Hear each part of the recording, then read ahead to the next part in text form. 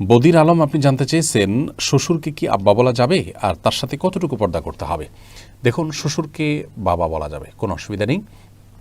আল্লাহ রাব্বুল আলামিন কোরআনে হাকিমে যে বলেছেন উদউহুম লিআবাইহিম হুয়া আকসাতু ইনদাল্লাহ, অর্থাৎ সন্তানদেরকে তাদের বাবার, জন্মদাতা বাবার সাথে সম্বন্ধ করে তো তাদেরকে ডাকো, অন্য কাউকে বাবা ডেকো না, তাদের বাবা হিসেবে অন্য কাউকে সম্বোধন করো না।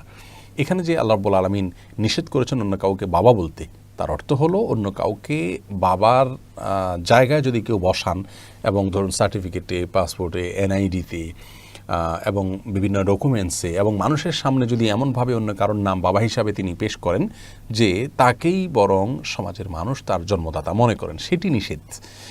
শ্বশুরকে যদি কেউ বাবা বলেনও, সেক্ষেত্রে সমাজের সবাই জানেন যে এই ভদ্রলোক তার জন্মদাতা পিতা নন।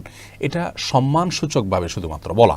অতএব ইন্নামাল আমালু বিন্নিয়াত, আপনি তাকে বাবা বলতে যেটা বোঝায় মানুষ, সে অর্থে বাবা বোঝাননি। যার কারণে শ্বশুরকে বাবা বলাতে কোনো অসুবিধা হবে না ইনশাআল্লাহ বিদিনিল্লাহ।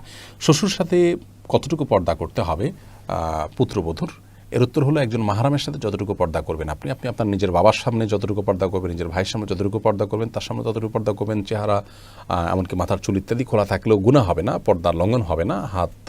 হাতের তালু এবং বাহ্যিক অংশ, পায়ের বাহ্যিক অংশ, এগুলো আপনি খোলা রাখতে পারেন তার সামনে।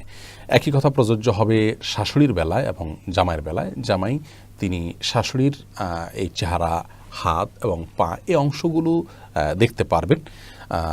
তার মায়ের, তার বোনের যে অংশগুলো তিনি দেখতে পারেন, ইনিও তার মাহরাম হয়ে গেছেন, সেই হিসাবে তারও সেই অংশগুলো দুটো দেখতে পারবেন।